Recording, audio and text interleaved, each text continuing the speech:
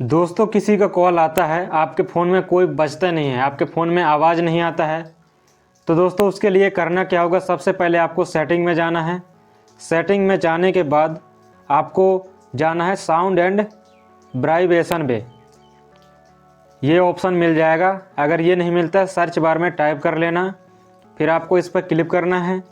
इस पर जैसे क्लिक करोगे ये सेकंड वाले ऑप्शन में जो वाइब्रेट ऑन साइलेंट, इसको आपको ऑन कर देना है। इस आपके में ऑन ऑफ रहेगा तो इसको ऑन कर देना है।